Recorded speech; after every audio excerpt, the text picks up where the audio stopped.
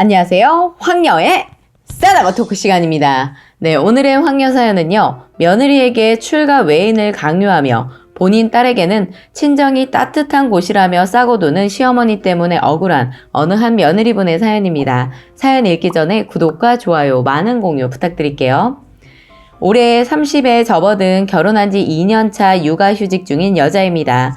시어머니랑 대판하고 진짜 이혼 위기까지 갔기 때문에 남편한테 어머니께 연락 안 드리고 안 뵙는다고 조건에 일단락 되었기 때문에 바로 어머니 번호 수신 차단하고 일절 연락 한번 안 드렸습니다.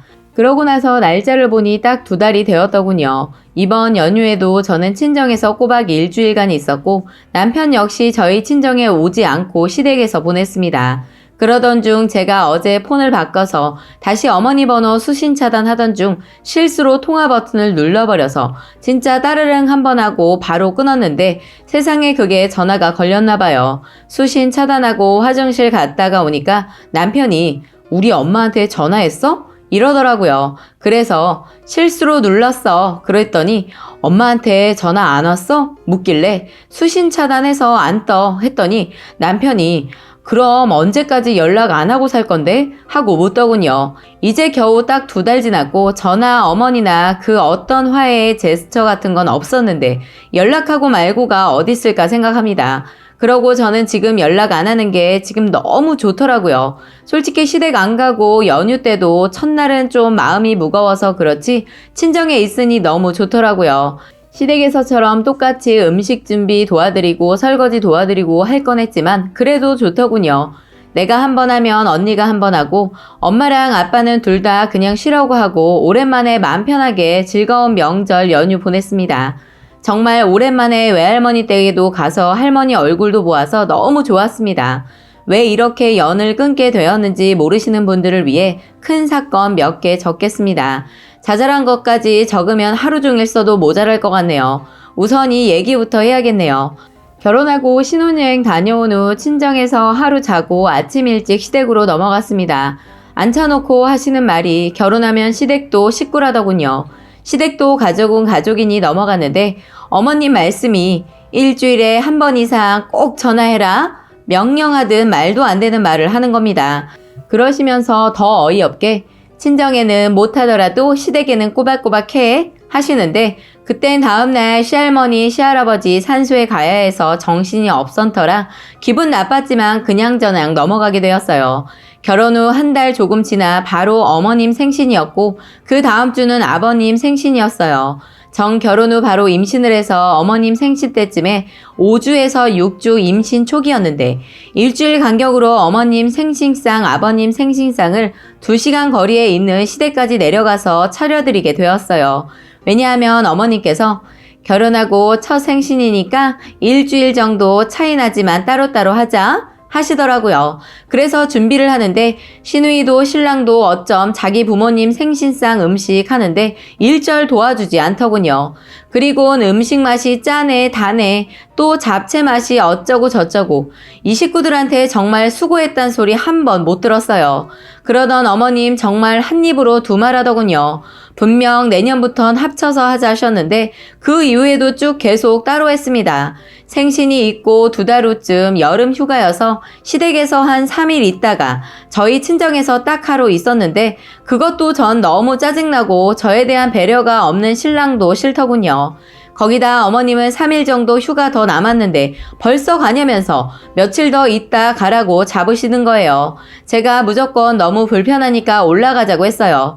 그러면서 얘기했죠. 자기네 집은 며칠씩 있어놓고 우리 집은 겨우 하루밖에 안 가고 너무 불공평해.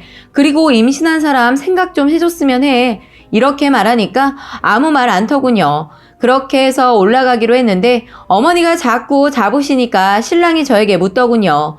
"어머니가 저렇게까지 원하시는데 좀 더 있다 가면 안 돼?" 하는데 너무 화가 나서 결국 신랑과 대판하고 올라왔습니다. 그리고 며칠 후 추석 때 일입니다.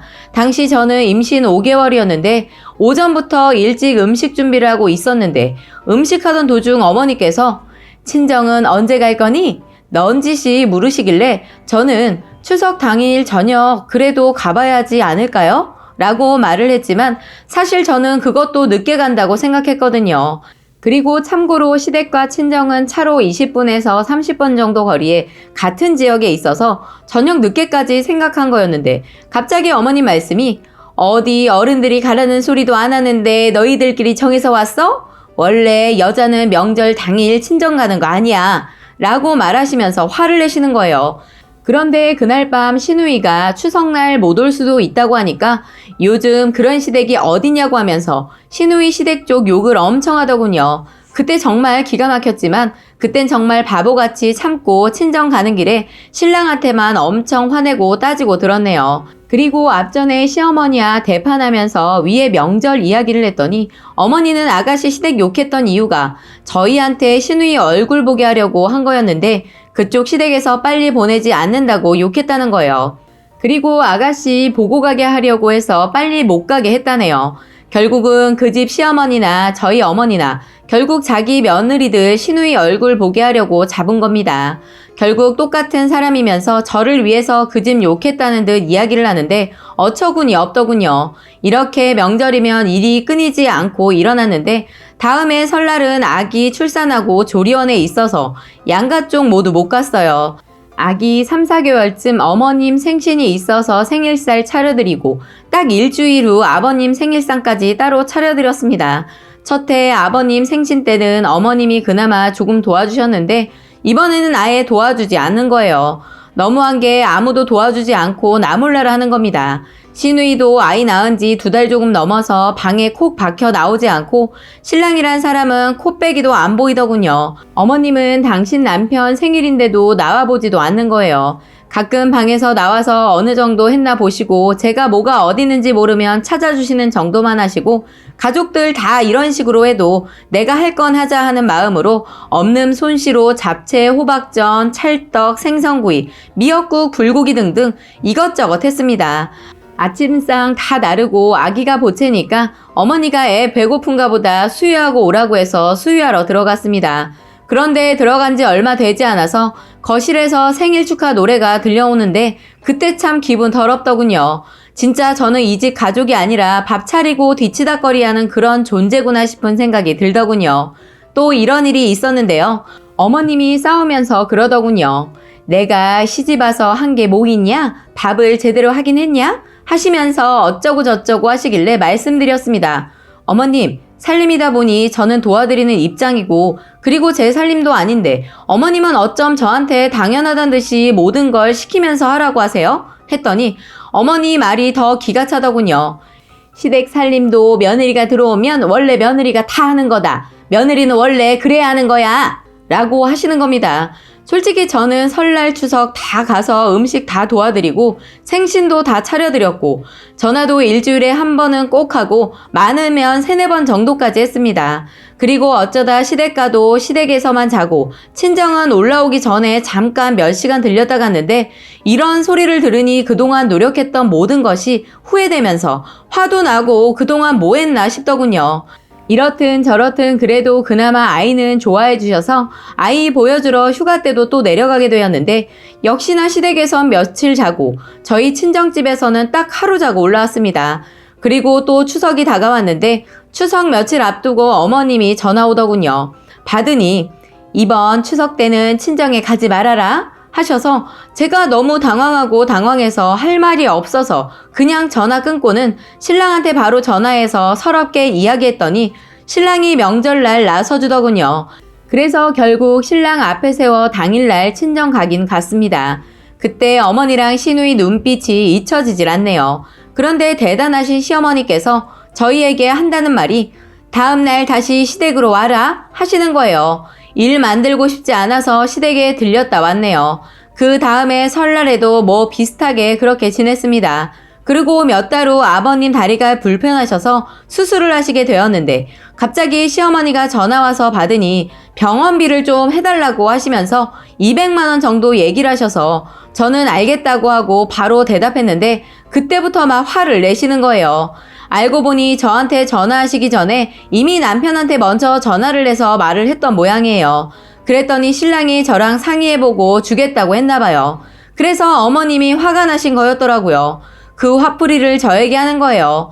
아니, 돈 1, 200 쓰는 것도 와이프 눈치 봐가면서 써야 하니? 하시면서 어머님이 또 시작하더군요.